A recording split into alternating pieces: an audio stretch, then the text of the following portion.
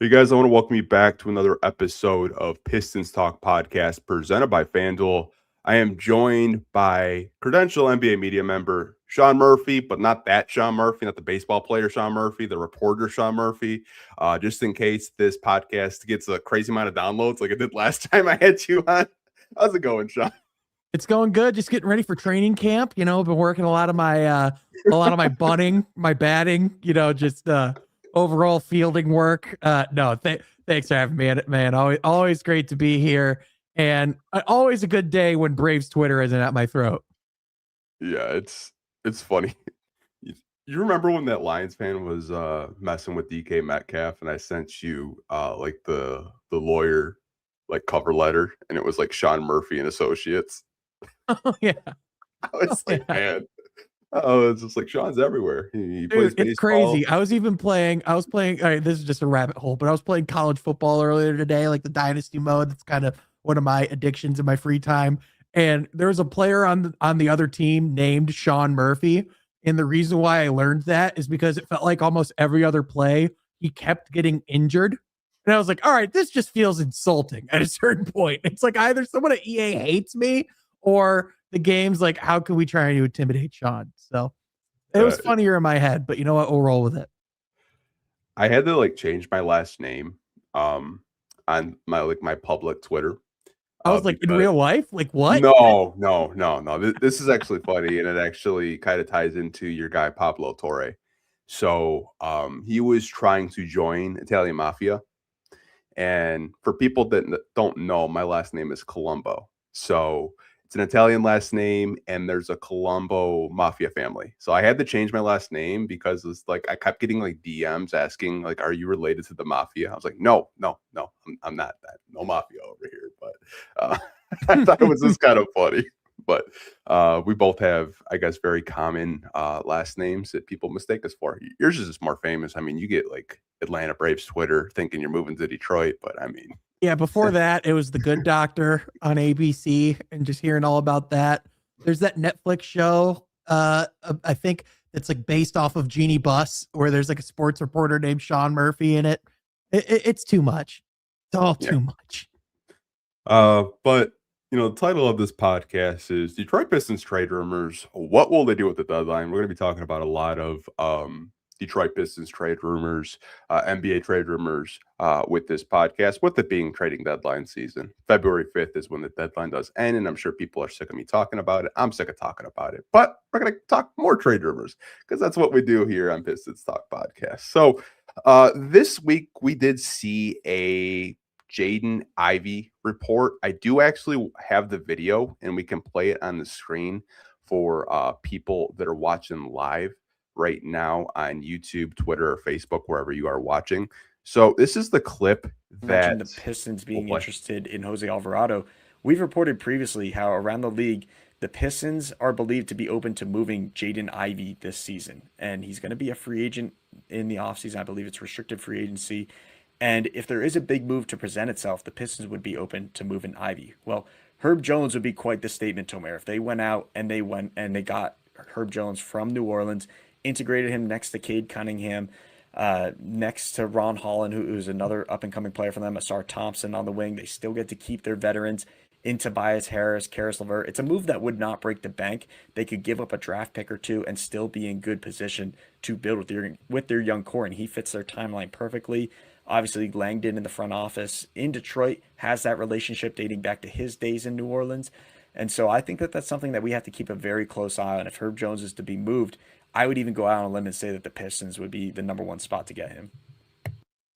And so there's a lot to kind of, there we go. Like I'm not an amateur trying to technical direct. Like I got rid of you completely out of the frame. Sorry about that. But hey, you want the spotlight. It's okay. I understand.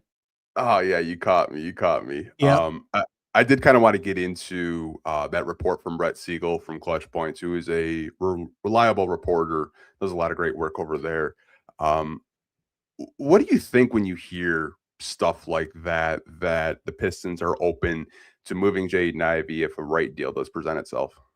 Yeah, I don't think it's necessarily surprising, right? Like I think if you just look at where things have just kind of naturally developed over the course of the past few months, it just seems like ever since Jaden Ivey has come back, whether fair or not, it hasn't necessarily been smooth sailing thus far this season. There's been spots, obviously, where Ivey's looks pretty comfortable. And, when it comes to like the 3-point shot, that's obviously not a concern. He's getting close to, shooting 40% from three again, which is something that, was kind of a concern coming in, to his career. But, ever since the injury, it just seems like that burst hasn't quite come back, to form, which that's somewhat to be expected. But the question is always, okay, well, if your athleticism isn't there, what else are you bringing to the table? Guys like Derrick Rose were able to prolong his career because his burst wasn't necessarily the same, but he still had the basketball IQ. He was still really crafty. He was still able to find ways to score, in multiple areas of the court. Whereas with like an Ivy, he was already not a great finisher at the rim. Now his ability to get to the rim is almost non-existent. Some of his shot selection, I haven't been in love with this season. It just seems like at times he's kind of trying to force his way into the action to kind of build that confidence. And there's the physical recovery from an injury, and then there's the mental one. And I just think that's been something that's been really difficult for him to, navigate. And also I think it's difficult for JB and his staff to navigate, because on one hand, you recognize that Jaden Ivey is someone that if he does get back to the potential that we've seen in years past, he is someone that does take this team to another level. He is someone that does, change the equation of what this Pistons team is and how they play. It just hasn't happened. And when you talk about someone like Danis Jenkins, where, they're going to have to make a decision here pretty soon about his contract situation, where, you're getting comparable, if not arguably better production on a consistent basis, at least for what you need him to do. And more than likely, you're going to be signing him to a fraction of what Ivy would have commanded this summer, before all of the injury stuff. I just think that's something that the Pistons have to consider. And if you're from the Ivy standpoint, like, he's someone that does need that ability to play through mistakes and play more freely when you are talking about coming back from that type of injury. And when you're just talking about the stop and go development that he's had up to this point. I think, again, not a lot of this, not necessarily even his fault with the way that the Monty Williams situation went, where, the way that he was treated that season wasn't entirely consistent. And yeah, last year it seemed like he was starting to overcome that. But, again, things can change on a flip of a dime. And, unfortunately, we saw that after Ivy went down with the Cole Anthony play. And so, am I surprised? No. I think you've seen, even though, like, and to be clear, like, when I point out the body language stuff, this isn't even me like saying like, oh, look at how bad Ivy's behaving. It's just, man, look at how dejected Ivy looks. So look at how much of a mental battle this has really become. And so sometimes things just become abundantly clear that a breakup is coming, and it's not always what both sides want, but it might be what both sides recognize as what's best. And so hearing New Orleans is not surprising at all, because if you know anything about Troy Weaver, is he likes to take second chances on his guys. And that's a common thing throughout all of basketball. But I mean, there's literally, examples of it on that roster in Sadiq Bey, right?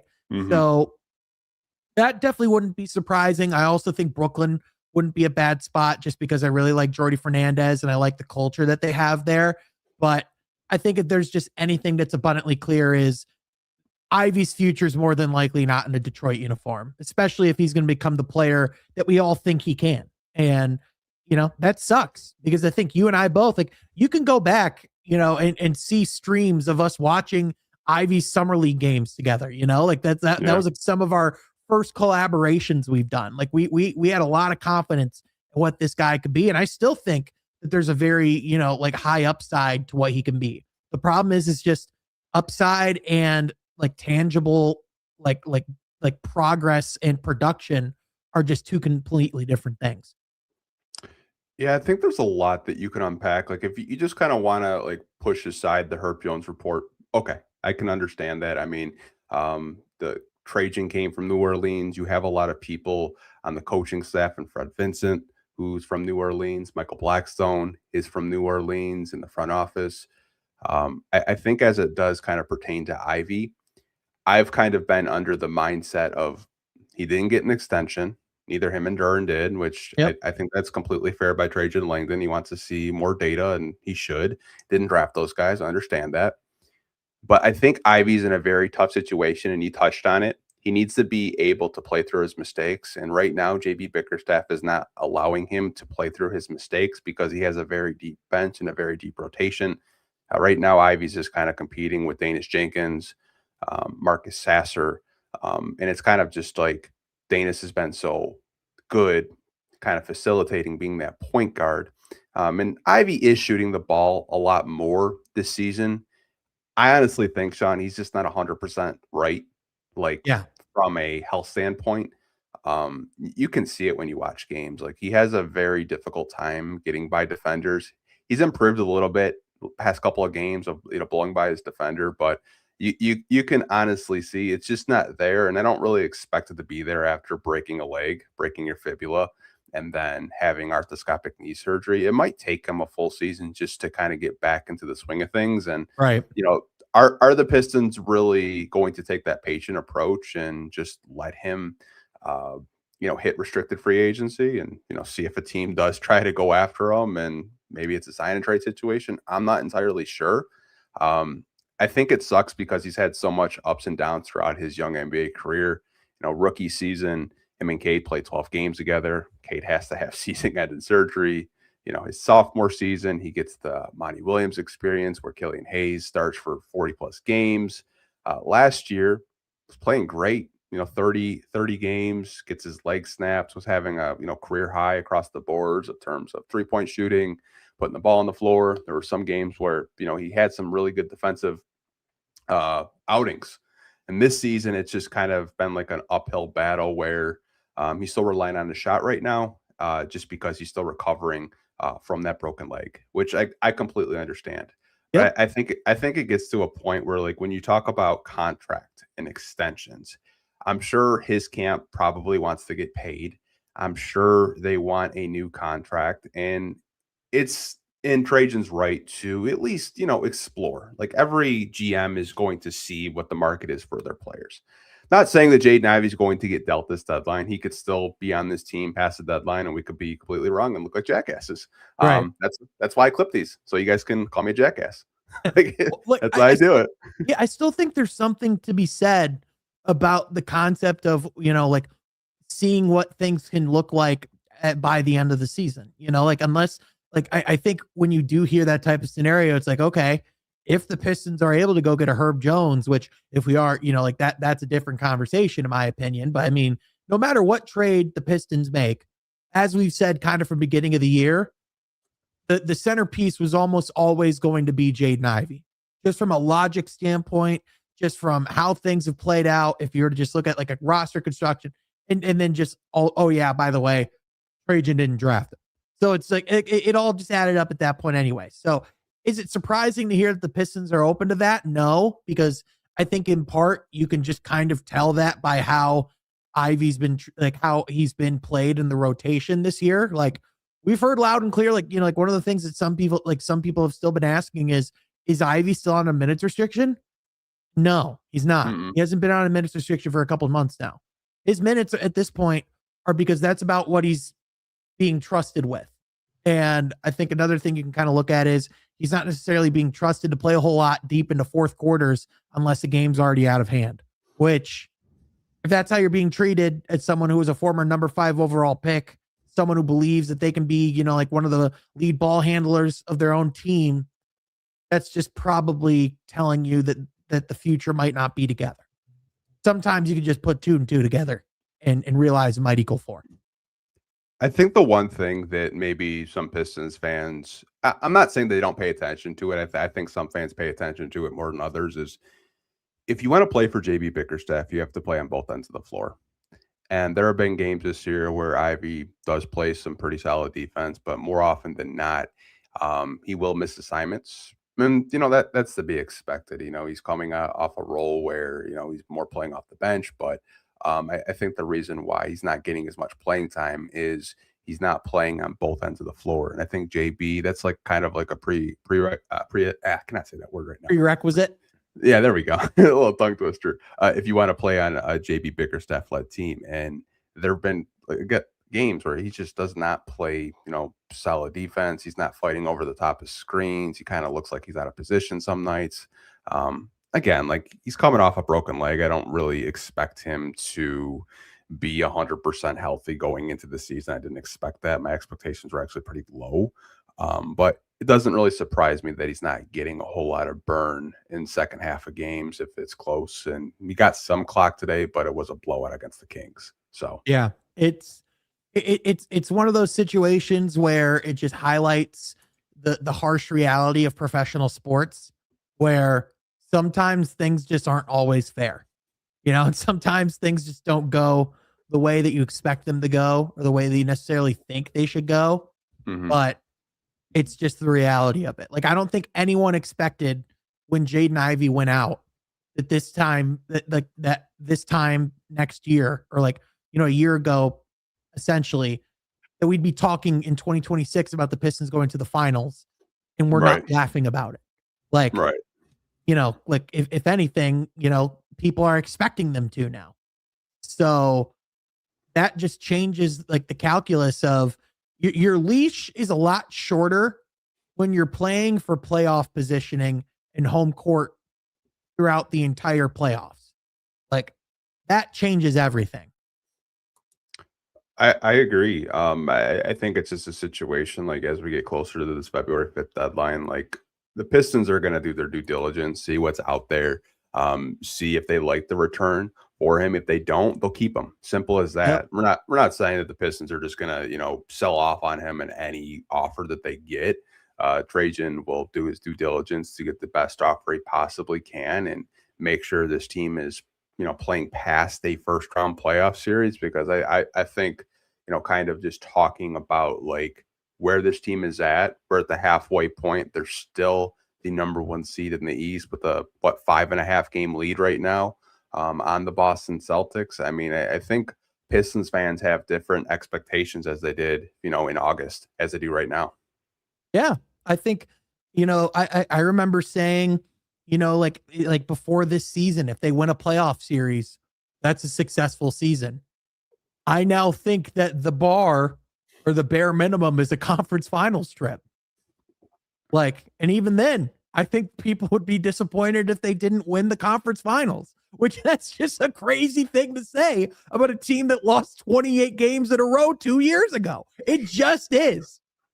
It really is, man, just to kind of reflect on that. I saw a graphic that JB Bickerstaff had just won his 75th game as a Detroit Pistons coach from Underdog. And they won 74 games in a 3-year time period. And then you said he's I don't think JB Bickerstaff is going to get to that 68 loss total maybe this season. Just the way that has 15 more losses to go. If you include the Houston loss, he still has to lose 15 more times to reach the total of losses that Monty had in his 1 year in Detroit. Yeah, 100%. And that includes playoff losses. Yeah, that's insane just to turn around. And congratulations to him for being the 4th coach in Pistons history for coaching an all-star game. I mean, first since Flip. Yeah, RIP Flip. It's been 20 years. Yeah, I was surprised Larry Brown actually never made it. Kind of looking into it, I was like, oh wow, Larry Brown actually never coached one. He was in Detroit though for such a brief period of time, and because I think he only coached in Detroit for 2 years, and during that time, he only had Rashid for about a season and a half. So if you really think about it, that 05-06 year with Flip was kind of that was after the 2 finals runs. That was a kind of really when that team had played with each other for a long time and kind of came into their own. And, but it's been about 20 years. So forgive me if my memory's not entirely tip top on this, but I think Flip really just helped take the offense over the top. And that's kind of what helped, bring them to, to that dominance they had. Yeah. I mean, I barely remember that era. I think I was pretty young. I was only maybe 13 or 14. I was and- 8, so Oh, you okay. know, Okay. So, I mean, I was playing a lot of 2K. I was playing a lot of ESPN 2K5, the goated football game. I still play it to this day. Play a lot of Actually, NBA Live 05 and NBA Live 06 back in the day, dude. yeah, a buddy of mine actually modded ESPN 2K5 with like the active rosters, and it's like 1,000% better than Madden. I was like, bro, Oh yeah. this is lit. We like people think that like we're like being hyperbolic. It's like no, 2K like the 2K football games are so good. EA will just write a blank check to make sure that they're never made again. Yeah, it's kind of crazy. I know we were kind of discussing like expectations, and we were discussing what would be a successful season for the Pistons.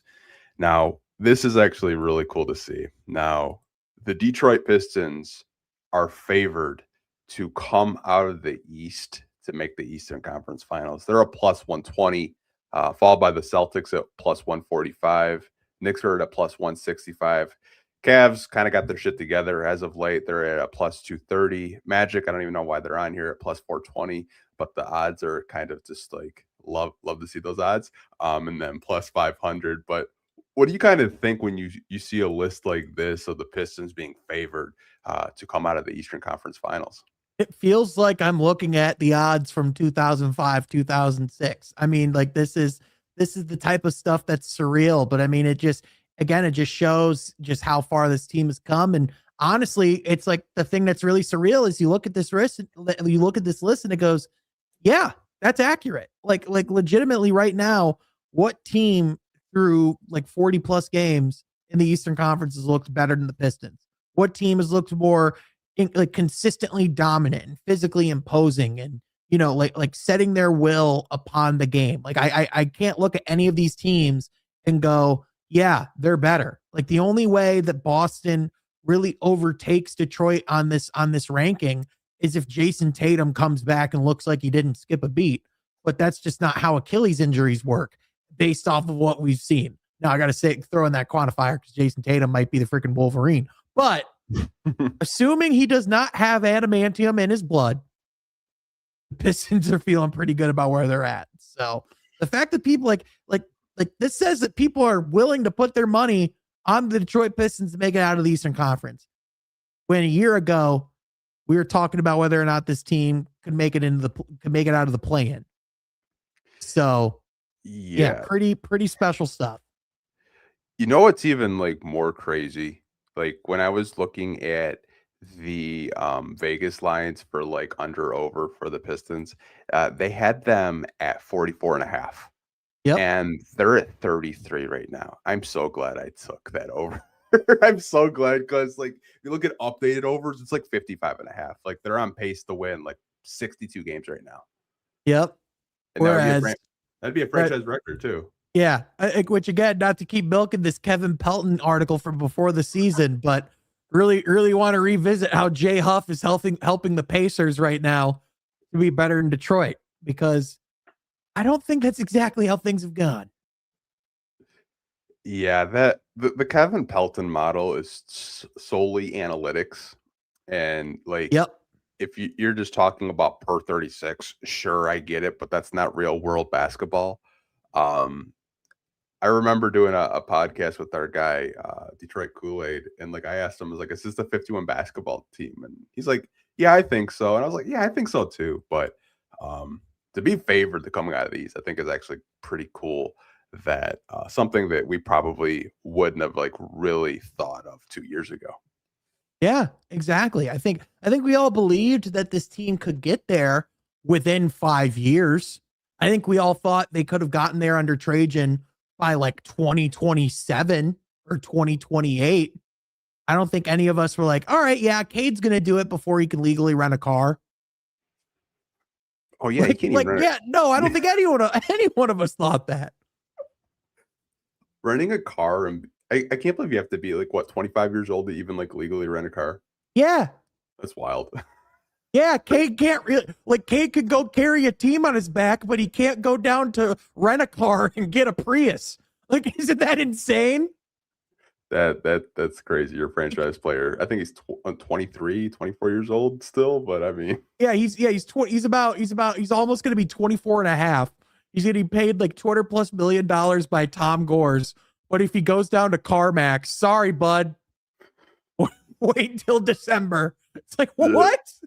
Yeah, Chuck Brewer says that's why they need Uncle Tobias Harris to stick around. Yeah, that's why you need the Unks. That's why you need Dunk and Tobias Harris in your locker room. They're in their 30s. They can sign the papers when they for you. say those are the things that don't show up on the box score, I don't think they're normally talking about the logistics of renting cars. But no, I think Cade's okay. I don't think he's gonna have to rent a car. I think he'll he could probably just buy a car and then just leave it somewhere if he wanted to. Probably, man. NBA money's different money, man. It's funny money. It's monopoly money. I swear. He's about to get that Nike signature shoe going in like a year or two. Yeah, I think it's supposed to drop sometime this year in 26. Yeah, I think in like closer to like next season around this time, but yeah, or it should already be out around this time next year. But that'll be interesting to see like what he does. Hopefully, it's just not just a looks like a Kobe shoe, because I feel like every signature athlete just kind of remakes a Kobe. Like Giannis's feel and look like Kobe's, Jaws look like Kobe's. Hopefully, Cade does something a little unique with the design, and it just doesn't look like a Kobe Bryant shoe. I mean, he strikes me as the kind of guy who wants to be involved from the ground floor on that stuff. So I imagine whatever it looks like, they'll probably look pretty cool. Yeah, I honestly could see like him just selling that shoe out within like the first like 5 hours of that thing being live. I mean, getting voted like fourth by the fans, first by his peers and second in media. I think the Cade push is real. Can I ask you a question? Sure. Let's say the Pistons make it to the finals as constructed right now. Okay. Would that be the worst team? Like, and like, again, I don't want this to sound bad, but I mean, when you talk about the supporting cast, would this be the weakest supporting cast to go to a finals since LeBron's in 07 with the Cavs? Like when you just talk about impact on winning and like what he's doing with his team, like it feels like this would be the closest thing we've seen to that. Maybe you could say Tyrese last year with some of the crazy game winners and things like that, but even then, that almost felt like its own like fluky miracle run. I'm not just trying to force this Cade LeBron comparison, but like I just can't think of a player who's looked this close to LeBron at this young of an age. Ooh, that's a tough one. I mean, could you argue the Mavs from a couple of years ago with their supporting cast? Like I suppose you could, but like even then, like they had like Kyrie, they had like they went and got like all due respect, like if Jalen Duren makes an all-star this year, I don't think any one of us views like Jalen Duren as an all-star the same as Kyrie Irving as an all-star.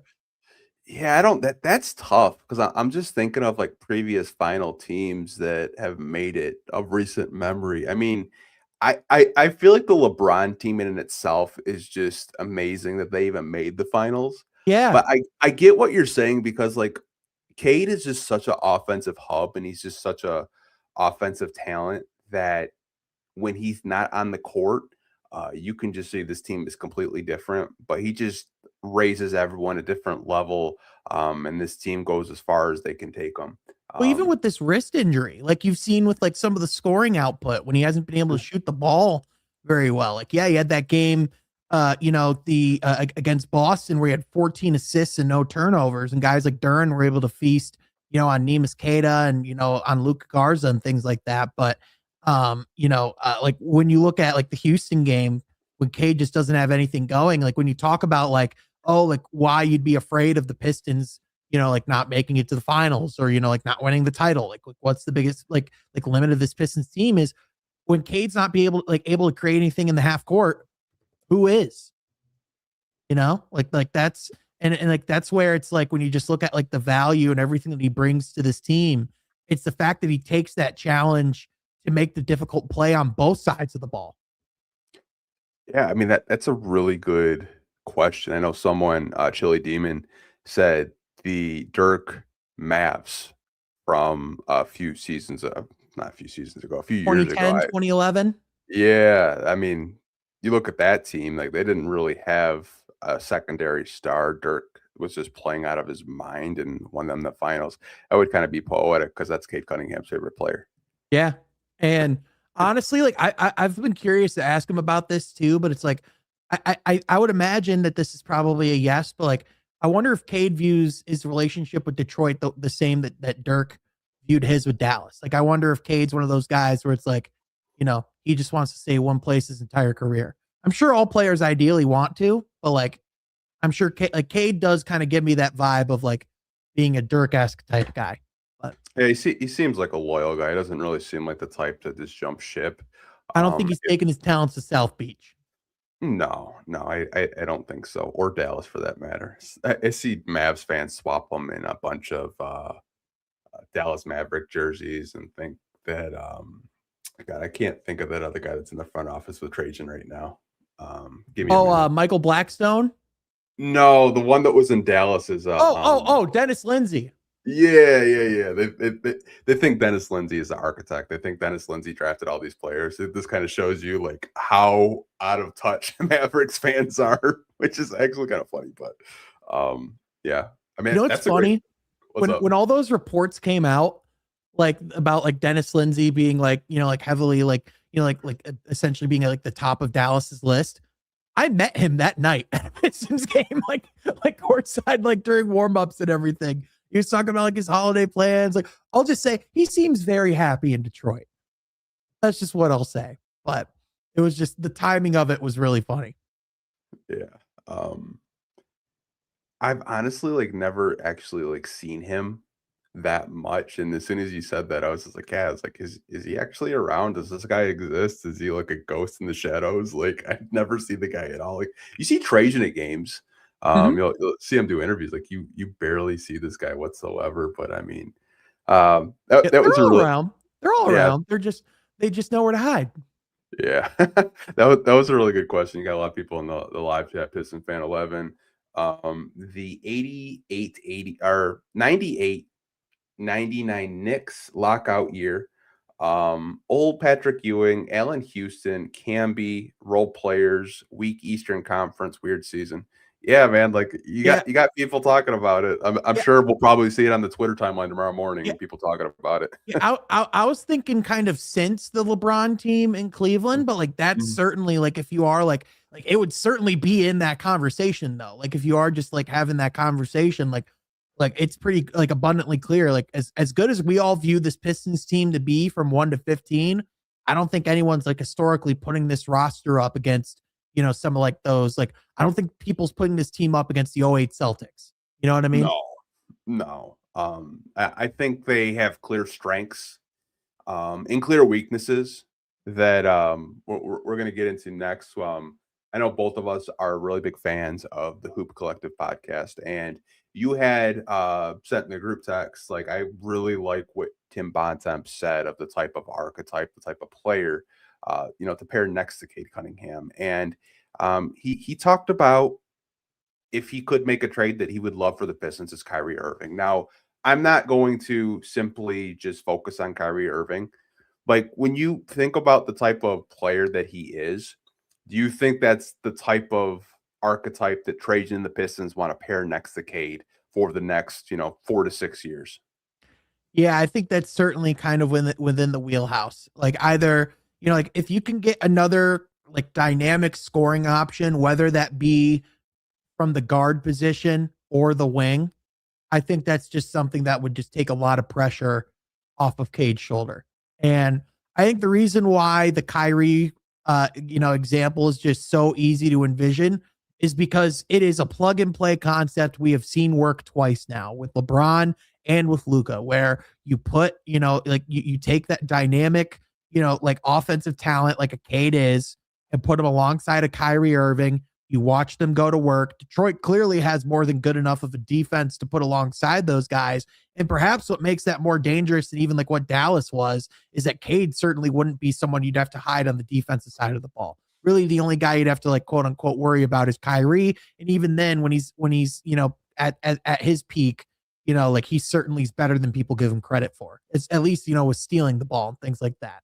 Now, there would be the questions because obviously he's coming off of a torn ACL. He is climbing up there in age. You do have to look at contract, and that's why you talk about he is the perfect archetype. He might not necessarily be the perfect example as far as like the guy to actually go get in practice. But certainly like when you're talking about like, hey, who should the Pistons go get? That makes more sense to me than like a Jaren Jackson Jr. does at this point. Because as great as like a like a Triple J is, those skill sets to me seem more redundant with what Detroit already excels in, which sure you could say, oh, just go double down on what you're already dominant at. And like I understand that premise. But at the same time, when you look at what this team struggles with, like this is a consistent issue that goes beyond this year. Even when they did have Malik Beasley, this is a team like I went back and looked. I asked JB about their half court offense last March going into the postseason. Like this isn't a new conversation in that regard. I think right now they're 19th in half court offense in the NBA as far as that goes. And, even though like the pace through postseason has certainly has certainly stayed closer to the fast pace that we've seen in seasons past, it still does slow down. And when you do face teams that have elite shot makers like Houston, you see how much Detroit struggles with creating turnovers because it's like, well, when a guy like Kevin Durant can just raise the ball over the top and just make a really difficult shot, or you have a team that can offensive rebound at a high level, that makes the Pistons' ability to get into the open court a lot more difficult. Now, don't get me wrong, it's not necessarily impossible. Oklahoma City wasn't a great half court team. They just won the championship last year, but outside of Shea, they had Jalen Williams who can go and create his own bucket too. Whereas Duren, as great as he is, which by the way, if you're talking about even like today, like that Sacramento game, like it was just another example of, I can't think of a single game this year where I've seen someone that has physically imposed his will on Duren. Like it's always been the opposite. In fact, like I can't, I even tweeted this today. Like I can hardly even count on one hand the amount of guys in the NBA who can match the physicality of Jalen Duren. Like it's hard to come up with that list. And so, but even with that, you have questions about his ability to like handle the ball within traffic. There is questions about his ability to take care of the basketball sometimes with his playmaking, especially if he's higher on a team's scouting report when you're deeper into postseason play and when teams can harness more in on your weaknesses. So I definitely think when you're talking about like what's the perfect archetype, a Kyrie Irving type player, someone who can create their own shot is certainly very tantalizing. Now, like which player is that actually? I don't think that's necessarily like the Colin Sextons of the world, but like if you can get Kobe White for pretty cheap and it's someone that can stay relatively healthy, that's the only thing why maybe this year I wouldn't go with Kobe White is because he just can't stay on the court. But yeah, when I heard that idea, I was definitely intrigued by it because it just seems like exactly what the doctor ordered. Yeah, I think that's something that a lot of Pistons fans, when they watch Cade Cunningham, and I thought Houston was a regular season game in January, but it had a playoff atmosphere, a playoff type of vibe of what you could expect to see come playoff time. Yep. Them blitzing Cade, taking care of Duncan, running him off the 3-point line, tons of turnovers. Your 3-point shooting wasn't there. I think the bucket getter conversation is something that I've always welcomed. Now, Kyrie Irving, like the example, like he played with LeBron when they won a championship, played with Luka when they got to the NBA Finals. Probably could have won a championship if they were kept together longer, but that's another conversation. That's a Nico Harrison conversation. Yeah. But like the archetype of like a LeBron James, a Luka Doncic, and a Cade Cunningham, what they all have in common is they're point forwards. They're forwards that can facilitate, and they're the hub of their team. I wasn't opposed to the idea. I think where, Tim Bontemps' idea, like I understand it, and I think it makes so much sense. But there were some Pistons fans that didn't want Kyrie Irving, and I can understand it, coming off an ACL injury, expensive contract. But I think the idea was right. Getting a number 2 option next to Cade Cunningham that could score, 20 points on any given night. I mean, you mentioned a guy that I think is definitely gettable, Kobe White. Obviously, that is like a much lower prospect in terms of just like an athlete and a scorer like Kyrie Irving is, but like Right. like he's still a bucket getter. I mean, someone had mentioned Malik Monk. Like I think we saw Malik Monk tonight. Like Malik Monk can score at all three levels. He can play make. I think that's a bucket getter that you could have off your bench and you could have in closing lineups with Cade Cunningham. I see some people talking about AL DeSumo, which I would love a AL DeSumo. Ayo DeSumo's awesome, man. That's a guy I really enjoy watching play. Yeah, I mean he can fill it up. He's having a pretty good year from three. I think there are some options out there in terms of trying to get Cade a number two option, and like we see come playoff time, like if Cade is not having like 25 to 30 point outbursts, it's going to be very difficult to win a playoff series because this regular season success that they're having, it should be celebrated. They look great.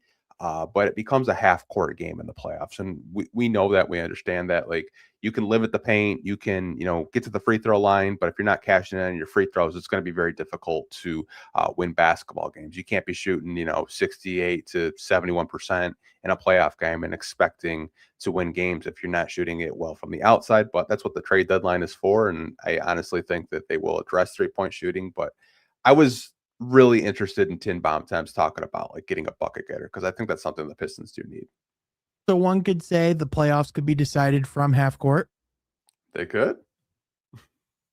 Anyway, shameless plug. It's okay, man. We do have your YouTube channel down in the description below for people that want to go support you and follow you. I'm a moron, but anyway. Yeah, I mean, if you live in Texas and it snows, watch out.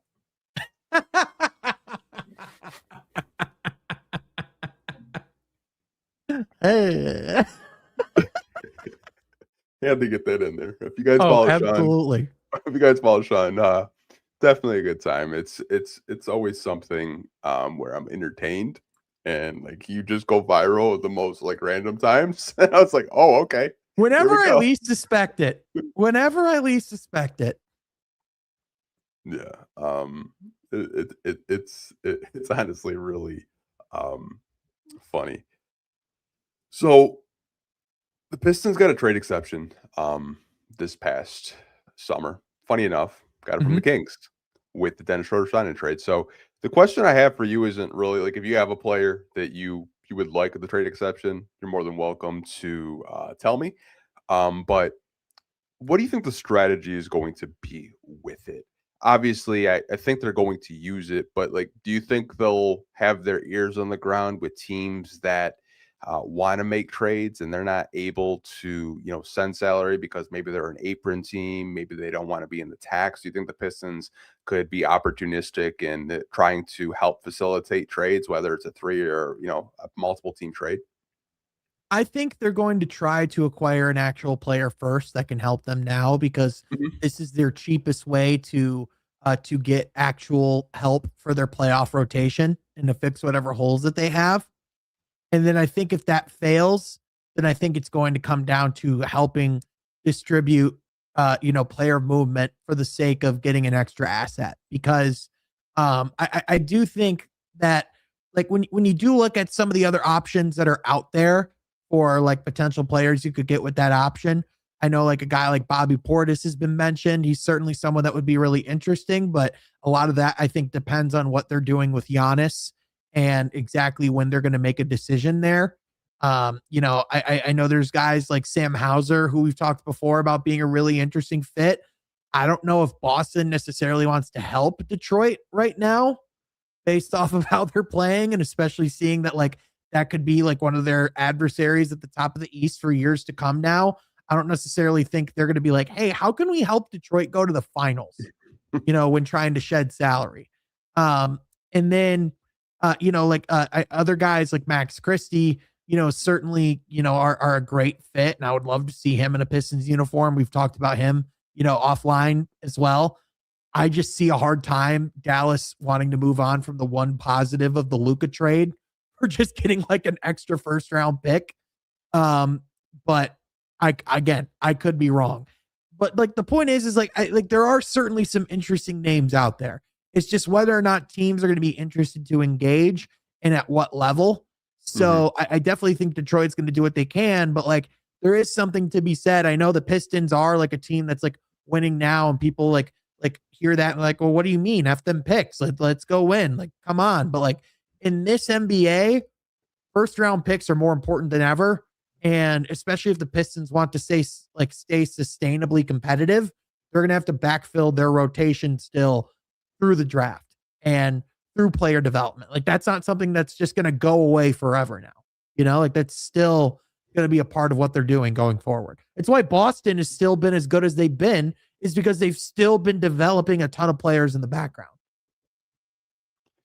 Yeah, I mean, to your point, I don't think Boston is just gonna say, "Hey, like this is one of our better rotational forwards." Like, sure, we don't want to be a tax team. I think where they're at now, they didn't expect to be the number 2 seed. I don't think they expected Right. to be where they're at. I think a lot of people had them like as a top 6 or possibly a play-in team. I think they're actually shattering expectations right now. Yep. But I do think there are some interesting players out there. One player in particular who's a former Piston, Luke Kennard, who I think does kind of fit into that exception. He's in Atlanta right now, $11 million deal. You need more three-point shooters. He can play make a little bit. I don't really know if there's a reunion there. Main reason why he went down to Atlanta was because Trae Young recruited him. We all know Trae Young is in Washington now, so maybe that's a kind of like a buy low shooter that you could acquire. Bobby Portis, I think, would just be my ultimate dream. I don't really think a lot of people realize like the season he's having from the outside. I think he leads the NBA last time I checked in 3-point percentage. And he kind of fits into having like that backup 4. Also just having a bench unit of Isaiah Stewart and Bobby Portis. I would be so terrified if I was a bench player. Oh, absolutely. And I mean, let's be honest, Bobby Portis does kind of give like some Aldi brand Rasheed Wallace vibes to the team too. So like at least like personality wise, it wouldn't be Aldi brand, it'd be right on brand. But like, you know, play wise might not be Rasheed Wallace fully, but I mean, certainly would be a great fit with what they've got going on in the locker room for sure. Yeah, I mean, I think there's some options. I see people don't like my Luke Kennard mention. That's okay, you guys. That's okay. I saw Kelly Olynyk was like another guy who's brought up as well, where it's like that could potentially be interesting, but like I just don't know if defensively that's a great fit. Like, you know, I don't necessarily love that fit there. You know, there's certainly options out there. I mean, it's a $14.5 million trade exception, so it can only be so tantalizing. But like, if the Pistons were to bring in any of those guys, I don't think it would be the end of the world at all. Would you like take a gamble on Grant Williams? I know he just came back from an ACL. He fits into that. Like, would you just like kind of like think about it? No. No, No disrespect to Grant. Like he is one of those guys, like when he was playing well, like he was someone that was really good in a playoff rotation. It's been such a long time since we've seen that now. And, you know, it's like, he hasn't played. He did play about like 76 games like a couple of years ago, but like even like Dallas brought him in and they moved on for a reason. You know, it's like it's Grant's like one of those guys where it just for whatever reason it doesn't look how it should, and I don't know why. You know, so I know it is weird because you do have to factor in that he's been in Charlotte and they're not necessarily looking to like win every single night. So you kind of question like how much of that is a factor. But for me, it's like, I would see if there would be other guys available first. That's understandable. I mean, I was just looking at power forwards and he fits like right into that exemption. I know he just came back from injury and he's been a player where just like, I'm sure he'd be average. A good fit personality wise. Like, yeah, I mean, I'm sure like he'd be a good locker room fit. Yeah, like he's average. He's not gonna like wow you by any means. Like he'll get you a good like 10 points, 3 rebounds, a couple assists on some decent volume. Just shooting the basketball. Like you're not gonna like have a Grant Williams game where the guy goes like 1 for 17 and like crash out and be mad over it. But personally, like, I'd love a Bobby Portis. It'll be really curious to see like what Milwaukee plans to do. Sounds like they're just going to try to go all in. I saw Zach LaVine as a name. I saw John Moran as a name. What could possibly go wrong? Yeah, how badly can that go? Not at all, clearly. Yeah, I mean, someone had mentioned Obi Toppin. I'd love an Obi Toppin. I don't know if the Pacers would sell off on Obi. The Pacers, to me, Sean, maybe you kind of have the same opinion. I don't really think the Pacers are willing to sell off of guys that really helped them last season so cheaply. Yeah, they're having a down year. Yeah, they're going to have a top 5 pick. But I think it would be really hard to get a guy like a Obi Toppin away from the Pacers unless you're actually giving up something of significant value. I think they're one of those teams that they really like. The Pacers are never in this position, and they're only in this position because of the injury that happened last year, and even then because of some of the injuries that happened at the beginning of this year. And so at a certain point, the Pacers just recognize, like, okay, well, if this is like what's being forced upon us, then we might as well just lean into it. But I think their perspective is, I think they view themselves as being right back in the mix at the top of the Eastern Conference next year when Halliburton comes back, whether right or wrong. Because personally, like, I wish if the Pacers Pistons rivalry wasn't a thing, I would love to see Pascal Siakam in a Pistons uniform. Mm-hmm. I mean, he just solves a lot of the problems that the Pistons have, and his playoff experience is insanely valuable. But yeah, I envision the Pacers viewing themselves to be a lot better than what their record has shown this year. Yeah, I mean, they have a lot of like good role players. I think much like the Pistons, part of their depth is a strength of their team. I think Obi Toppin was a player that I thought the Pistons could have targeted a few seasons ago. Obviously, they decided not to, just because of the lob threat he is, being able to put the ball on the floor, stretch the floor.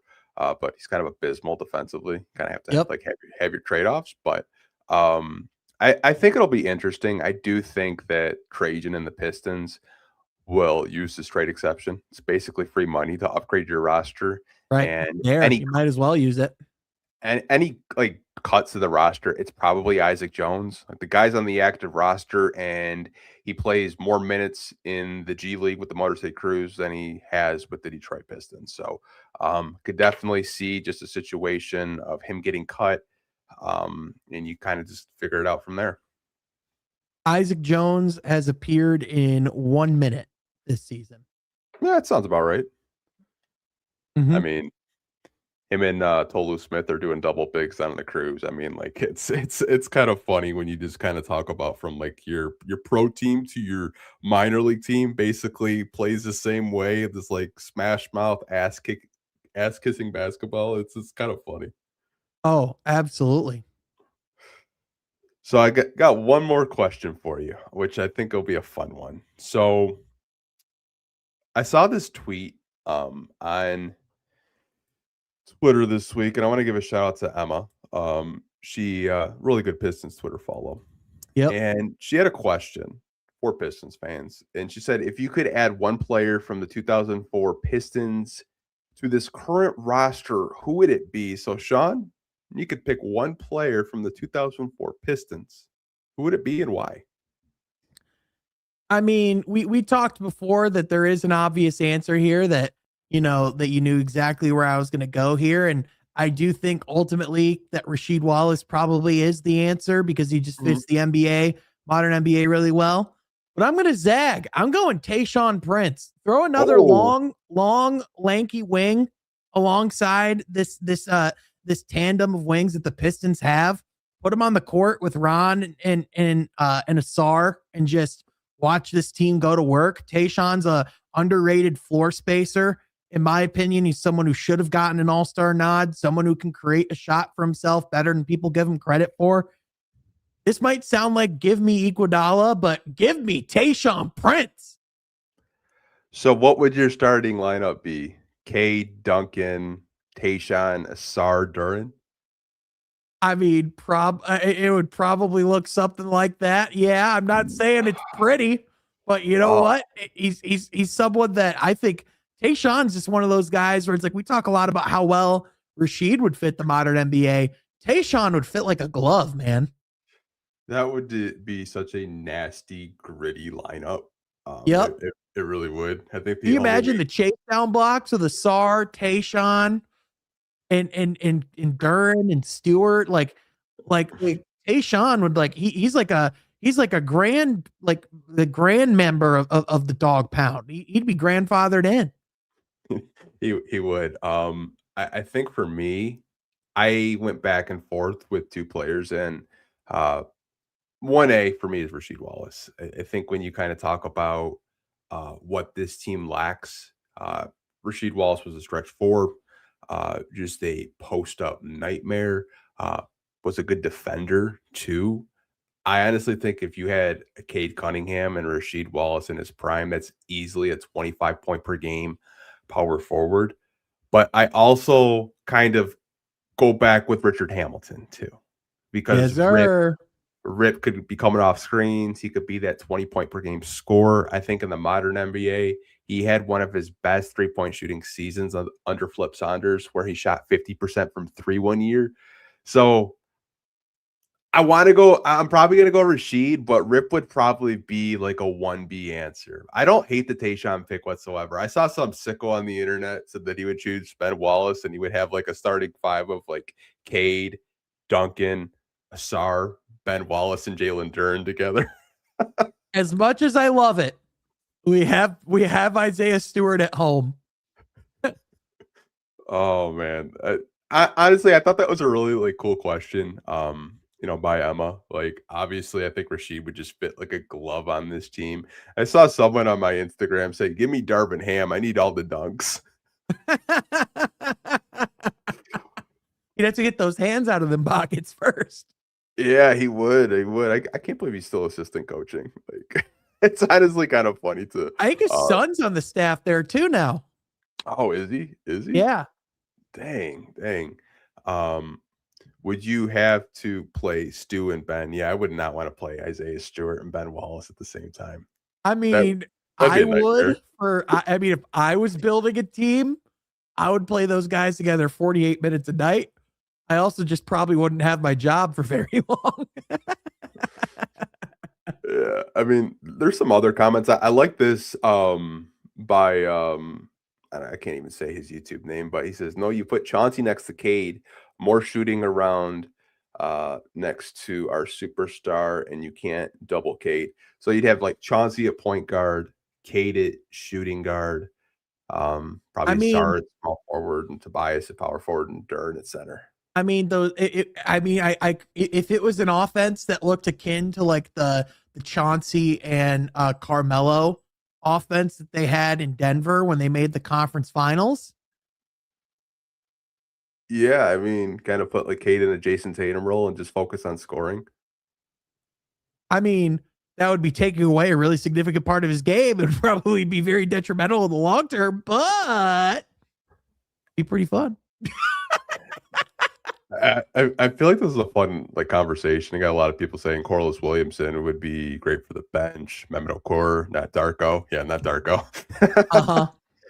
Yeah, definitely not.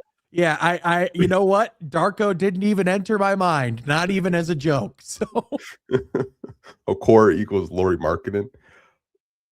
I mean, come on now. I mean, I could kind of see the conversation, but if Lauri Markkanen did a lot of chewing tobacco, you get Mehmet Okur. I mean, they both play. Both played for Utah. Mehmet was kind of ahead of his time, but I mean, yeah, I don't hate that. No, but Lauri's just quicker on his feet, is what I'd say. Darko is James Wiseman. Okay, well, then we've just gone completely off the rails. James Wiseman deserves better than that. Come on now. Oh man, we have a couple of questions actually for you, if you don't mind answering them. Of course. So Wes Weaver asked earlier in the podcast, I really want to know if you guys think they're good enough without making a move or making a trade to get out of the first round right now. Get out of the first round? Yeah. Yeah. I mean, yes. If if they can't get out of the first round right now as constructed, so like let's look at the standings as of today. It would more than likely be playing so currently in the play-in tournament is the Orlando Magic, Miami Heat, Chicago Bulls, and Atlanta Hawks. Okay. More than likely they'd be playing against Miami or Orlando, if we're just being realistic. If they can't beat one of those teams right now in the first round as of today, we've got problems. I mean, Miami, of the two, I'd probably feel a little like not as great about drawing Miami just because of, of how consistent they play and the culture they have. Norm Powell's phenomenal. But even then, they haven't been very good. Excuse me. So, like, based off of today, the first round, absolutely. I think my question is more so, can they get out of the conference finals with this roster as of today? That's what we're talking about when it comes to the trade deadline. If they don't get out of the first round with this roster as constructed, I think we would all agree something's gone horribly wrong. I honestly, like, the one team I would hate to see in the first round is Orlando. I don't want to see the Orlando Magic in the first round if I'm a Piston fan. Orlando is just a really tough defensive long team. Now, obviously, they've not had the best health the past 2 seasons, but like I would not want to see the Magic in the first round. For whatever reason, those games are just complete chaos. They go down to the wire. That would be a first round series where you would feel it. You would have bruises, bumps. It would be a physical battle. I would not want to see the Orlando Magic. I hope they get their shit together and they're a top 6 team and maybe you see them in the conference finals. I just don't want to see them right now, man. Like I would not want to deal with all of their lengthy defenders. Yeah. How are you going to match up with Franz? Paulo has just been completely abysmal. It kind of feels like, and that's why I'm kind of more glass half empty on them right now, which is weird. Yeah. Like, I've been a loud Paulo supporter coming into this year, and I really thought that they were going to take a big step, but I thought, and part of that was because Paulo was going to take that next step. I thought he was going to look closer to how he looked before the hip injuries last year, but in reality, it's just it hasn't materialized, and. Even just like some of the they keep going out and trying to get like a singular 3-point shooter to fix their spacing issues. Yeah. And it's just not how that works. And, I definitely think if you're just talking about like how teams would match up, and especially if you're just kind of looking at like the talent, on board, Orlando is definitely the team that you probably would want to see the least. I'm just throwing in like the coaching aspect and the fact like, Miami just no matter what, they always just seem to find a way to overachieve whatever our expectations are for them. So they're like the perfect type of team where, they would be the perfect team to operate under the we've got nothing to lose, type of scenario. Cause that's just kind of how they operate all the time. Yeah. I mean, I would with Miami, which I'm not in a place where I fear their pace because the last time we played them, they run up and down the court and our transition defense sometimes isn't the best. Miami would have a bunch of different problems in itself. Like, is Spo actually going to use Khalil Ware like the way he's supposed to be used? Like, if they like employ like a double big lineup and actually use Khalil Ware, like match size for size, like you'd probably have to go like Jalen Durr and Isaiah Stewart. I don't think you could get away with the Tobias Harris because they'll just crash the glass and they'll out rebound you. And you mentioned Norman Powell, like when he's got it going from 3, it could be an absolute nightmare. We've seen Tyler Hero to shoot them back into games. When he gets it going, obviously he's kind of like struggled with like this new offense that they're running, not a lot of pick and rolls, just like moving the ball side to side. But Miami would definitely be a team that I wouldn't want to see in the play-in tournament or in the first round either. Just because the way that they've coached, the way, like you mentioned, their culture, like that would just be a very difficult first round series. It would probably go a good 6 to 7 games. All right. This might be a little bit of a reach. Okay. But based off today, would you rather see the Knicks or the Sixers in the playoffs? Ooh. Because as ridiculous as that might sound on surface, like people might be like I'd rather see the Sixers. What are you talking about? Like Tyrese Maxey has been incredible this year. VJ Edgecombe is one of my favorite rookies in a long time. And the construction that they have, like they have low key looked really good at points this year. It hasn't been perfect, but it's like when Embiid's available and playing well, and Paul George essentially just has turned into like what Tobias was for them at his best. I like personally, and again, as of today, I'm a little more scared of the Sixers at the moment than I am the Knicks. I think when you talk about both of those teams, the question I would have is Karl Anthony Towns still on this team after the deadline? Yep. If he's not, I think I would be a little bit more confident in matching up with the Knicks because I thought the games that Jalen Brunson had were incredible, but some of the shots that Cat was making in that playoff series, especially the elimination game, man, he was just going crazy. But Mike Brown doesn't really use him the same way as Tom Thibodeau did, which it's kind of puzzling to me. You have one of the better stretch fives in the NBA. You're not really like doing any type of pick and pops with him. That's the question I would have. To your Sixers conversation, if Paul George and Joel Embiid are right on top of Tyrese Maxey and VJ Edgecombe and Kelly Oubre, I probably would want to see the Knicks more than I would the 76ers. And it's health dependent. It really is. Yeah. Like Embiid has played better. He's been playing in more games. Paul George has playoff experience, but the Sixers are a team, especially with Tyrese Maxey. Like we've seen the guy score 30 points in his sleep. That would be a team that would be very difficult to match up in the first round. But I would say in terms of like coaching and schematics, take your poison, Nick Nurse or Mike Brown. Like take your poison. Like I think Mike Brown has more experience.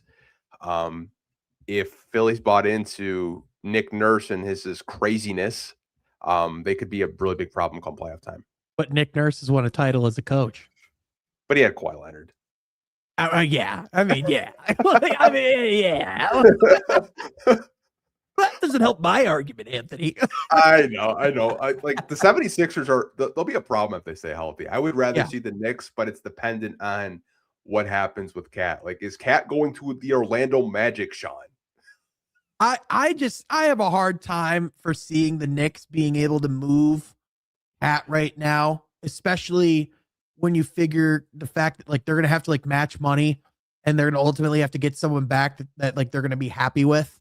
And I think with Dolan coming out and pretty much saying the day that they played the Pistons that they expect this team to make the finals and to win it, I just have a hard time for seeing them doing that unless that somehow gets them Giannis, which I just don't see a scenario where he ends up as a Knick.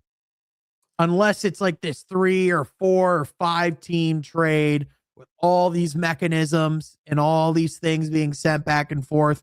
But those trades are just so hard to make in this modern NBA.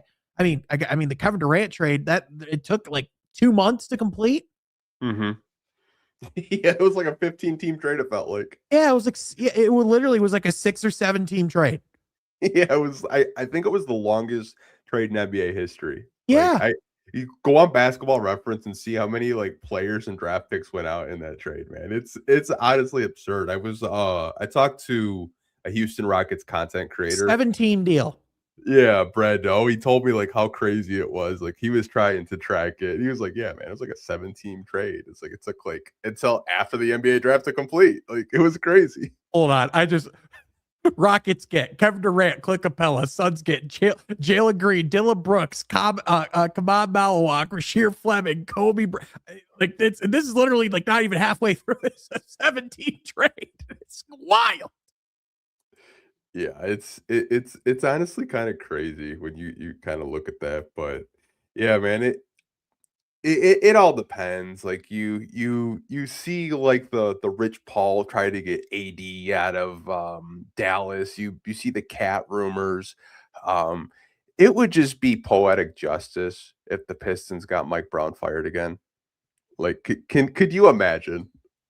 Jaden Ivey just hits another ridiculous game winner, and James Dolan's like, I had it. Yeah, I don't know. It'll be interesting to see how these Eastern Conference standings shake out. Who's going to be in the play-in. I'm pretty sure this team as constructed could get out of the first round. Yeah. I just expect them to make moves. I expect them to address three-point shooting and possibly playmaking if they want to. I don't think they're just going to sit on their hands and do absolutely nothing. Like, I fully expect that trade exception to be used. I fully expect Trajan to do his due diligence and improve this roster. He did it last year.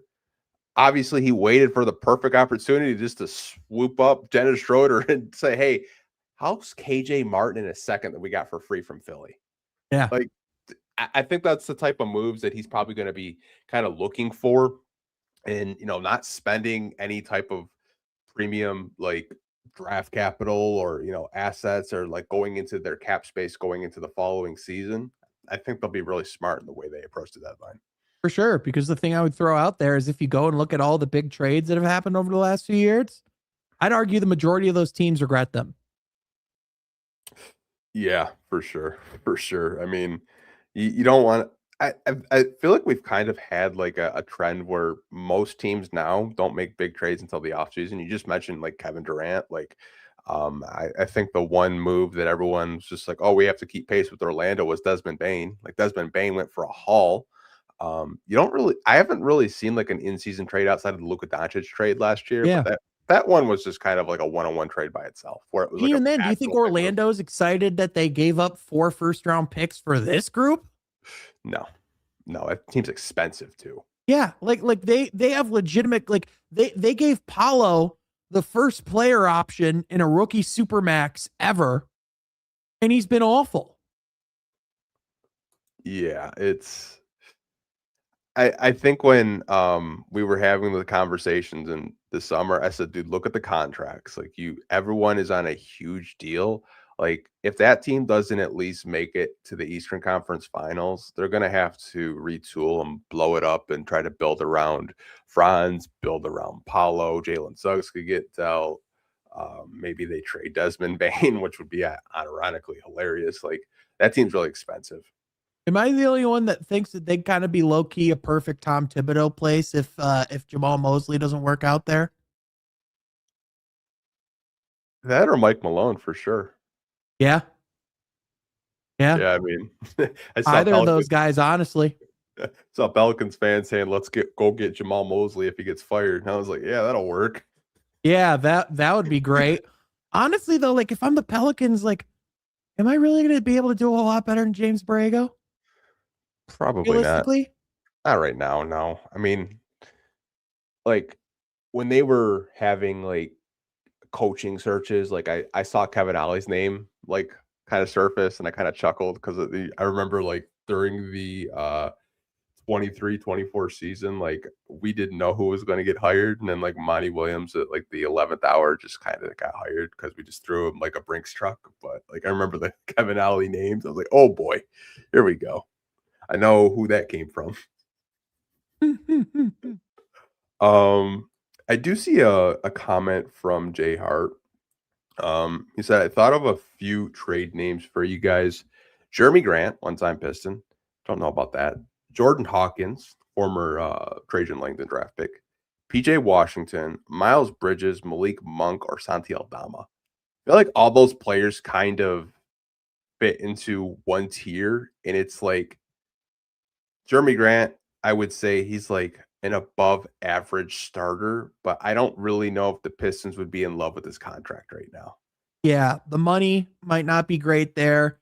I thought there was something because I remember talking about PJ Washington earlier this year, and I think there might be something with his extension to where he's not trade eligible this year. Yeah, he's not. You can't trade him.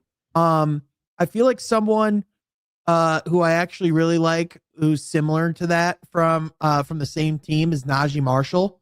Mm-hmm. If they're able to go and get him, like that's someone I really like. Santi Aldama, He's from Memphis, right? Yes, Santiago. Yeah. He's the guy that I just hear Memphis fans call soft all the time. Yeah. And he's just one of those guys that I don't think in execution you would love as much as in, kind of in theory. There's a lot of guys on that list I do like. Like if Jose Alvarado was an option, like I wouldn't hate that. I know Herb Jones was the one that like we heard way earlier. If you can get Herb Jones for the right price, I'm all about it. But like, I don't even know if I'd give up Ron Holland in a Herb Jones trade. As crazy as that sounds, like I'd be reluctant doing it. Yeah, I mean, we talked at the top of the podcast, like it could be Jaden Ivey and a couple of firsts. I really don't know why the Pistons would want to trade for another defensive specialist. Like obviously the defense would be incredible. You would need a lot of wings to kind of deal with like the Ananobis and the Bridges and the Tatums and the Browns. Like if you're just trying to match up with like elite defensive wings because you're worried about like Jaylen Brown and Jason Tatum possibly coming back in the playoffs, sure.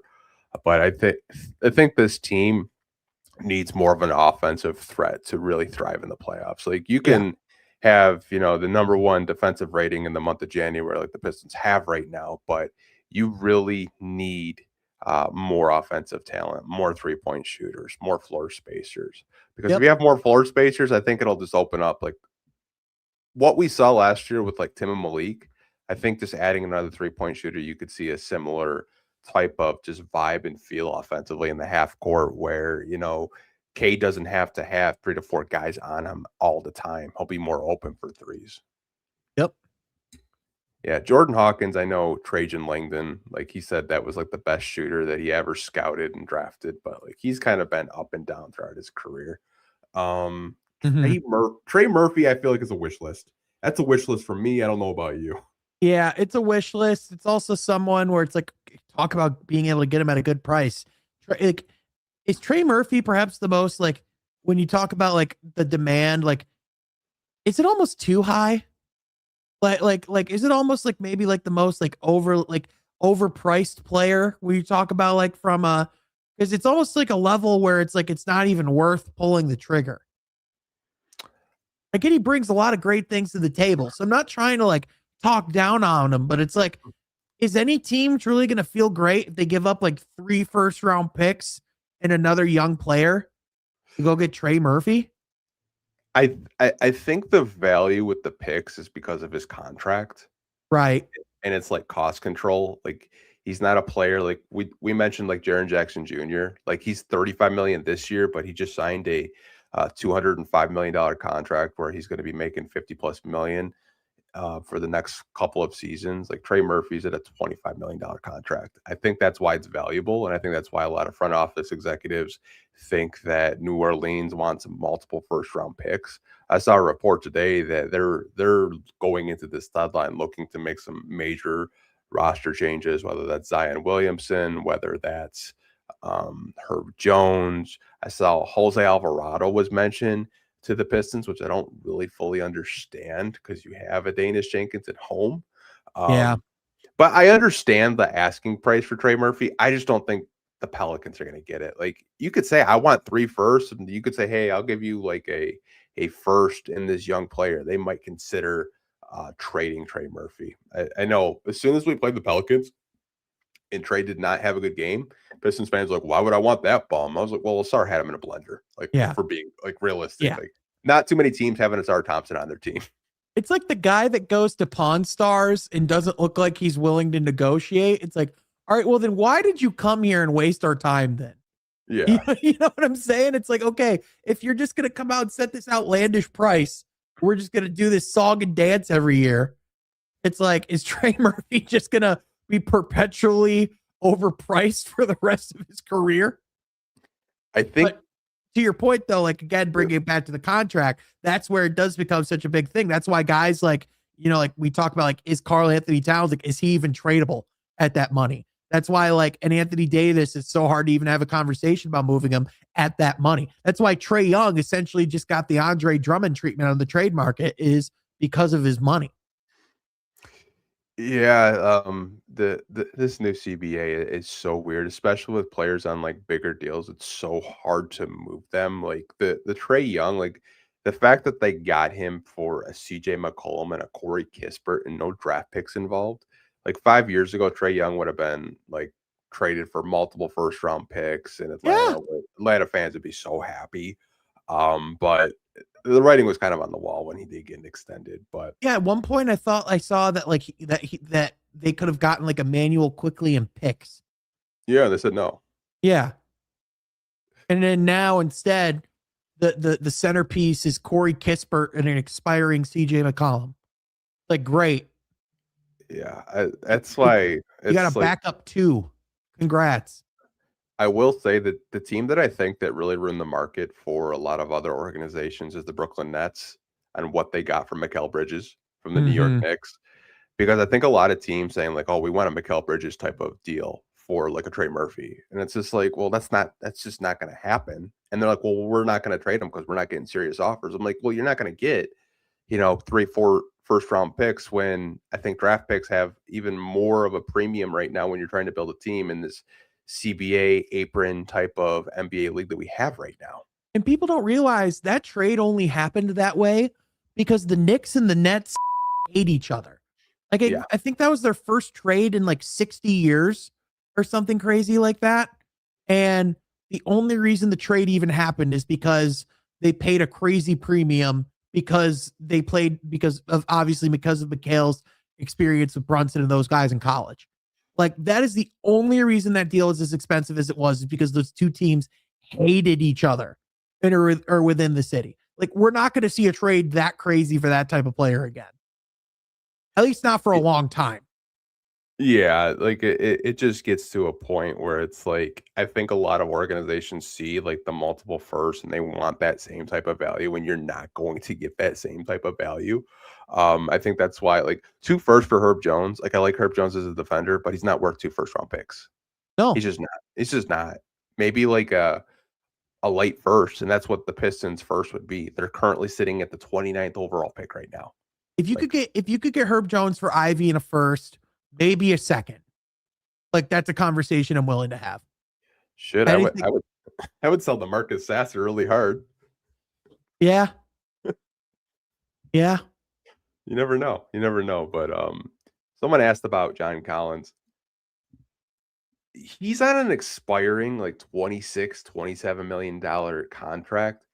I would say if the Clippers were still playing like dog shit, yes, but I think they really want to go all in and try to push for the playoffs. Yeah. Um, Kawhi's actually played this year, which is kind of weird.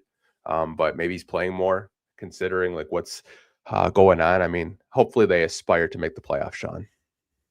They have some aspirations, that's for sure. Whether it's playoff time or Apple time, they'll be ready to go. It's always Apple time when you got a cheeseburger. Every day is Apple time. Klay Thompson. I saw that kind of floated out by Kevin O'Connor, and like I don't hate the idea of Klay Thompson.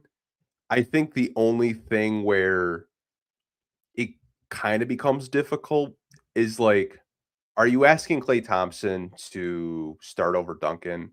Are you asking him just to come off the bench, which I don't really think he's particularly keen of coming off the bench. I know they benched him in Dallas, and it was like a whole thing where I don't think there's a player who's pouted more publicly in the history of the league about being benched than Klay Thompson. yeah, I mean, like he's kind of having like to say he's having a bounce back year isn't like really something to brag about because like when you talk about Klay Thompson, like you think about the Golden State Warriors and just like the two-way star that he was next to Steph Curry. Obviously, if you would just kind of like solidify a role for him of just focusing on like coming off screens and shooting threes, sure. But Mhm. I don't really think the organization would love the money attached that does come with Klay Thompson. Yeah, there's also there's the money that's attached. There's also just kind of the reality of there's the noise that comes with Klay Thompson where it's almost like, like it's almost like in other sports where it's like, okay, is it bringing it is it worth bringing in this level of star for like what they're going to be asked to do? Where it's like, because if you're bringing Clay you're bringing in Meg the Stallion. You're bringing in the noise that comes with the coverage of Clay. And when there's bad Clay games, you bring those conversations. When there's good Clay games, you bring all that buzz. So it's almost like one of those things. Again, I'm not saying he in himself is a distraction. It's just he's one of those names where just for what you'd be asking him to do might just not be worth all the buzz. Yeah, I mean, it's not to say that like he's not a player where we would value his 3-point shooting. I think we would. I just think I think there's just a lot of perception with him Yep. around the league that you hear from other people. But I think there are better 3-point shooters that you could go and acquire that aren't going to cost you an arm and a leg personally. Yep. I don't know if you caught my podcast. I was a complete psycho. I did a 29 teams, 29 trade targets. And I went through you're a lunatic. I respect it. Oh, I know, man. I had some people watch it and they keep saying Rui Hachimura, because that's who I picked from the Lakers, because everyone else in the Lakers, I'm like, I'm good. Yeah. Is that a guy that you kind of looked at could play power forward, can hit threes? Would that be kind of appealing, or are you good on that? I mean, he's certainly like an interesting he's certainly like an interesting prospect, but like again, it almost is like what are they going to want in return? And I just don't even know if that makes a whole lot of sense. Like I'm just trying to think of from the Lakers standpoint of like they need guys like they're just an unathletic small team that struggles to defend. And he's like one of the guys that actually brings some size. And, it's like, if you can get it from the right place, like I think he certainly makes sense. And I think he's a really good player. I just don't know if I see the likelihood of that one. You know what I'm saying? Yeah. And they obviously want defensive wings. Like they Yeah. need defense right now before JJ Redick gets even more gray. Right. I've never seen him so stressed out. He's like, they don't even they can't even comprehend a defensive play. Like I feel like I'm coaching 4th graders. I've never seen a team that could use a Javonte Green more in my entire life. Yeah. Lakers fans like, how did the Pistons find him? What are we even doing, Rob Pelinka? Karis LeVert is a top defender. You guys are funny. I mean, hey, if that's what they think. I mean, if there's anyone who could be tricked into believing that, it's Rob Pelinka. Yeah, I don't know. I like the Lakers roster from top to bottom. It's just yeah, I'm good. I'm good. I can't believe we haven't talked about Michael Porter Jr. Where are you at on it? Because when I had you on last time, I think the temperature was pretty cold, but I've seen you kind of go back and forth. I've warmed up with to people. it. You've warmed up a little bit. Like, why have you warmed up to a possible Michael Porter Jr. idea? I mean, I've warmed up to it just because undeniably the production's just stayed, it's just been there and it's stayed there. The talent level is like the things that he's able to do are certainly undeniable. I think what's opened me up to it more is just the fact that it is immediately an expiring contract next year. So that if it doesn't work, it fits within kind of that way that like Trajan's already operated where, it's very easy to maneuver off of. It's not like a Miles Bridges where it's like a lot more of you have concerns off the court. And I think even then, like when you talk about some of the concerns, I've texted people that have worked with him, and like the biggest thing I've heard is you'll just need someone that can be in his ear, that can keep him bought in, and ensured that what he's doing is the right thing. I also think it might be a little bit of an adjustment, just the shot diet and the way that he plays the game. That might be something a JB would have to adjust to as well. But I do think just because when you throw in the fact that you wouldn't really have to trade much to get him, and for what you're getting back as far as the scoring output, and the fact that he's been able to play within the confines of a role in a championship team before, he checks a lot of the boxes of where it makes sense, and you're still able to keep a lot of your chips, from having to push in, so that if you do have to make another move down the line, you can. So it's to me, it's it fits the profile of how the Pistons have operated up to this point. And I do think he's someone that can make them better. I agree with you. I've always kind of said, like, if we're just talking about basketball and just basketball, not like the podcast and the off the court stuff that Right. comes with them, I think he fits a lot of boxes. Being able to score at all three levels, having a career year right now in Brooklyn. My only thing in the pushback that I've given fans that have asked about Michael Porter Jr. is like, I don't think you're getting him for a Tobias Harris and a Jaden Ivey. Right. I just don't. I think when I look at Brooklyn, like you look at their guards, like their rookie point guard, Igor Demon, is having an incredible year. They also have guys that are playing in the G League right now, which I don't really understand. Like Ben Seraph is a really good defensive minded point guard. Drake Powell is a two-way wing that I think is going to develop quite nicely for them. I think they would want more wings. I think they would probably ask for a Ron Holland and a Michael Porter Jr. trade, and they should. I mean, he's Yeah. their best player. He scores 30 points almost on any given night, having a career high. I just don't really think the Pistons are in the mindset of giving up a young core piece like a Ron Holland for a Michael Porter Jr. trade. Now, if they can get him, cheaply without giving up too much. Obviously, I think you're not going to get him just for one first round pick. It's probably going to cost you at least 2 first round picks just to get him away from Brooklyn. I think he'll be a little bit more pricier than people actually think. Yep. I think so too. And if that's where the price is, I think the Pistons would be well within the right to say, hey, thanks, but no thanks. It's again, I think it's about what you can get him for. Like if it is that deal, if it's like a Tobias, a Jaden Ivey, and like a first round pick, I think I take that deal, But once you're throwing in a Ron, it just changes the equation for me because that's someone where you just talk about the upside. It's like, as we've said before, he does everything that you can't teach. And his areas he can grow are in the areas that you can. And those are the exact type of guys that you would just hate to give up on too early because I just like it's imagine what Ron Holland looks like 2 years from now.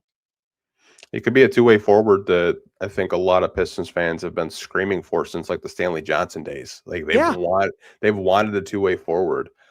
Even though he kind of had like a little dust up today, which I found objectively hilarious. I mean, Keon Ellis with the all flop Ron of the year. Holland dust ups are objectively hilarious. They just are. Yeah. Like Keon Ellis gets the flop of the year, in my opinion. He tripped over JB Bickerstaff's shoe and acted like he was dead. I don't know if you saw Dennis Schroeder did the same thing when Stu was laying on him and he got a technical foul. He act like he killed him. I was like, bro, really what are we doing? It's really a shame he waited as long as he did because maybe Keon Ellis could have been recognized by the Academy if he just waited a few days before. But now he won't be getting that Best Actor nod. No, that flop was funny, but I don't think the Pistons want to move on from Ron. No. You talk about the second unit, man. Like I feel like every night, if there's no energy, he's the one player that comes off the bench. Him and Isaiah Stewart, they just bring energy, and you can't teach that. Like a lot of Devontae Green in that mix too, honestly. Like as much as I joke around, like he's like I just like when you just talk about like the pleasant surprises of this Pistons season, I think number one has to be Danis, but like I think like Javonte Green has to be in that conversation. Yeah, I don't think any of us thought he was going to play when he came to Detroit, or if he did, not that much. I think a lot of people thought he was just signed just for like maybe a roster or training camp deal and then be waived at a certain. Yeah, that's what I thought. Yeah, he just like I said, Ron has just like so much upside because I know someone asked is like what makes Ron untradeable or untouchable. It doesn't. I'm not saying he's untouchable. I just wouldn't include him in a Michael Porter Jr. trade. I should have said that. Like, I think you can have conversations and you can get to a point where, like, yeah, you could put said player in like a big trade. Like, if we're talking about like Giannis, like, yeah, he'd probably be included in a Giannis deal, but we're not trading for Giannis. We're not even having that conversation. It would probably start at the Jaren Jackson Jr. level. It's probably where we start having that conversation a little bit more seriously. Yeah, but even then, I'm throwing everything else in before Ron if I can. Yeah, I mean, someone said if he develops a jump shot, look out. Oh, yeah, like exactly. Like I think some people have said like he reminds them of like a Jimmy Butler-esque type of player where like if he could average a mid-range jump shot, the way he can just like score in transition, downhill, finishing around the basket. Like some of his layups, Sean, I say every time when he scores is just the way he can just score around the basket is incredible to me. I'm not saying he's going to become this player, but it almost reminds me of like a young, first year or two Jaylen Brown, where it's like something's clearly here, but what? That's kind of like Jaylen Brown. It's like people forget, like he was really raw when he came into the league, but it was apparent that he was going to be a stud. It was just like a matter of how. It's funny because that's his favorite player. I know. Yeah. Like, honestly, though, it's like you do see the parallels, though. If you watch those guys play, like Ron now versus kind of like Jaylen Brown year 1 or 2, like it kind of fits. Yeah, I mean, it'll be interesting. I think he's one guy that I'm particularly high on, just in terms of just like upside, and if he does develop a jump shot, like that's the forward that the Pistons have wanted. Gary Trent or Taurean Prince. Taurean Prince actually played for JB Bickerstaff back in Cleveland, so might be onto something. He's actually like a really good 3-point shooter too. Him and Gary Trent. Milwaukee has a lot of good 3-point shooters, like low key, like try to see what things just like hit the rails. Like I'm calling them for AJ Green to see what's going on. Isn't it sad how teams are just starting to circle them like sharks? It's like crows flying in the air, like when they can see when they can sense that death is coming. It's like that. It feels like the vultures are all just circling the wagon that is the Milwaukee Bucks right now, and can't help but feel bad for Doc Rivers, man. Came out of retirement essentially. He had the top commentating gig at ESPN. He was on pods with Bill Simmons. He was living it up, and then he got into this mess. Yeah, I'm sure. Giannis probably regrets getting rid of Adrian Griffin because he had a better record. Dude, I've told you I was like. So do you remember like Adrian Griffin got fired like the day after a Pistons game? Yeah, I remember that. And did you remember I was front row for his pregame presser the day before he got fired? I do. I remember I literally I can go back and find it. I sent people texts that day saying, I'm impressed by Adrian Griffin. I think Milwaukee has someone. And then they fired the guy not even 24 hours later. I know. The Pistons actually had that effect last year. Players got traded or coaches got fired. I thought it was just me for a second. Because it was like my first year or two, there were a lot of coaches I saw got fired. It's crazy, man. It really is. But I don't want to keep you on too much longer because we usually do like around an hour and a half. I feel like we could just like host a radio show every day because we could just like talk about the dumbest shit. But that's why I love having you on. That's why I love having you on, man. You're always like a good guest and friend of the show, and people love you. But I want to give you the floor to plug and promote where people can find your work, where they can follow you on social media, which you definitely should, because Sean is like a low-key troll. Like he just loves trolling people. I don't try. I just somehow find ways to piss off the entire state of Texas unintentionally. Okay, it just happens. But man, you're going state by state. You did North Carolina at the start of the season. Dude, it's crazy. Even we started, that tweet was at 12,000 likes when we started the pod. It's at 14 now. But anyway, you can find me on Twitter at Sean Half Court. That's where a lot of the game analysis and some of like the questions, Q&As and stuff happen. But also you can find the podcast from Half Court on YouTube. Pretty much any podcast platform you like, but YouTube is the main place. So definitely be sure to go and check that out. And yeah, man, thanks again for having me. You know, I always love coming on the show. So yeah, always a good time. Yeah, it's always fun when I have you on. I feel like this was probably one of the more controlled podcasts where we didn't go off the rails, surprisingly. Shockingly. I know. Usually when we have a podcast, we're off the rails in like 30 seconds. Dude, whenever we do a pod, there ain't even any rails. They're not even there. They weren't even built. You know what I think the culprit is? Eric's not here, so we're not skirting around. Maybe it's Eric. There's no Derek White Photoshop around the horizon to get us laughing like schoolgirls. Shout out to Eric, man. But I appreciate all you guys tuning in on this Sunday. Pistons play 4 times next week. They got a little mini West Coast trip. Looks like they're going to be playing the Denver Nuggets. Hopefully Jokic doesn't come back then, but that would just be the Pistons' luck, wouldn't it? It really would. It really would.